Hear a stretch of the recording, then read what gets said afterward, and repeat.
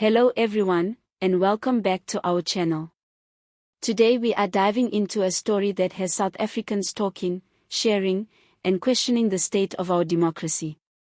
Former Minister Malusi Gigaba recently made a video that has gone viral, in which he claims that the African National Congress wins elections not by service delivery, competence, or leadership, but through distributing cash, food parcels, and promises.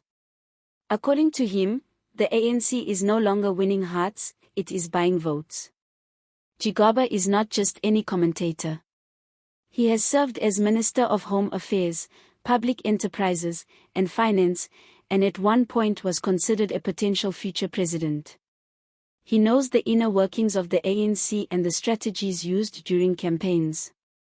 When someone of his experience speaks, people listen. He suggests that in some areas, elections are less about vision and more about short-term survival tactics. Reactions have been immediate and intense. Inside the ANC, some members have labeled his statement as disloyal, while others quietly acknowledge that he is saying what many have long suspected. Outside the party, social media is buzzing.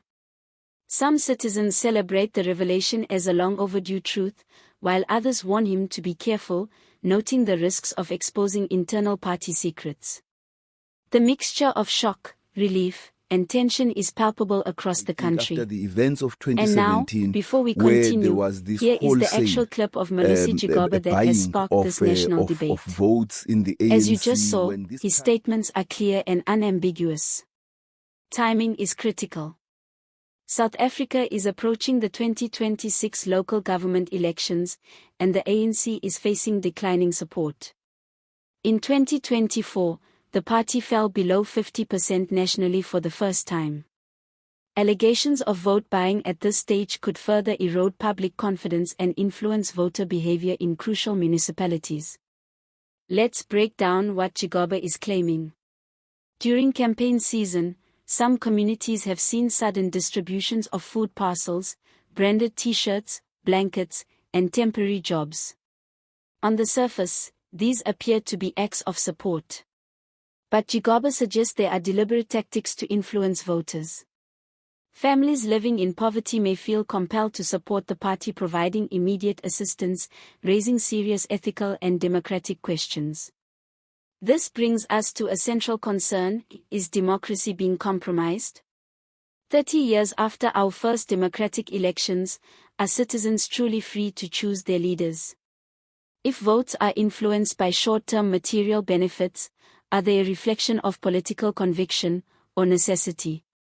Gigaba forces South Africans to confront these uncomfortable truths. There is also irony in who is making these claims. Where there was this Gigaba himself has had a controversial career, including alleged connections to the Gupta family and personal scandals. Some may question his credibility. Yet, his insider perspective cannot be ignored. He has witnessed campaign strategies firsthand and understands the mechanics of political manipulation, giving weight to his words. Globally, similar patterns exist in societies with inequality. Politicians use short-term incentives to secure votes, undermining genuine democratic engagement.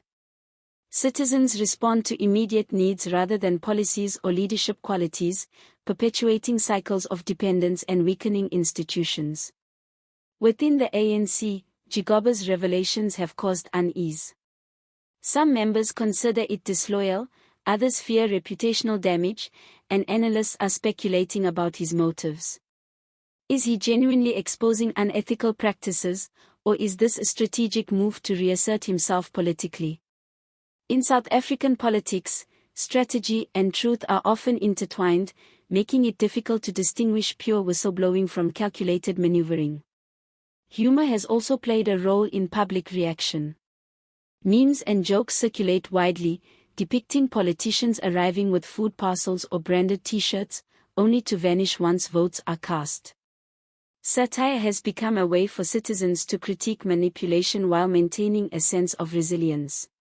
These jokes underscore public awareness and dissatisfaction, providing both levity and commentary. Looking forward, the question is whether this revelation will lead to meaningful change.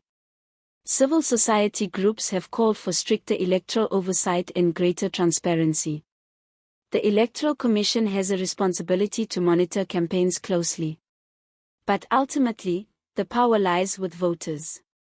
Citizens must recognize manipulative tactics and make decisions based on policy, leadership, and accountability rather than short-term handouts.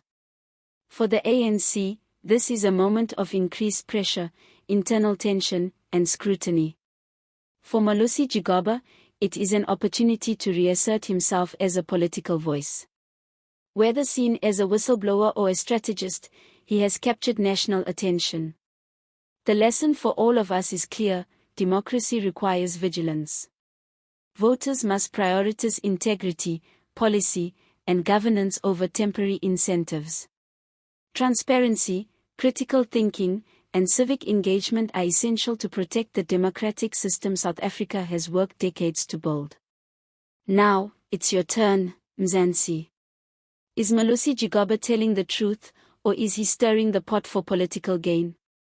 Has the ANC truly relied on vote buying, or is this an exaggeration? Share your thoughts in the comments below. Don't forget to like the video if you care about accountability and democracy, and subscribe to our channel for more in-depth political commentary. Share this video with friends and family to keep this discussion alive. Thank you for watching, and as always, see you next time.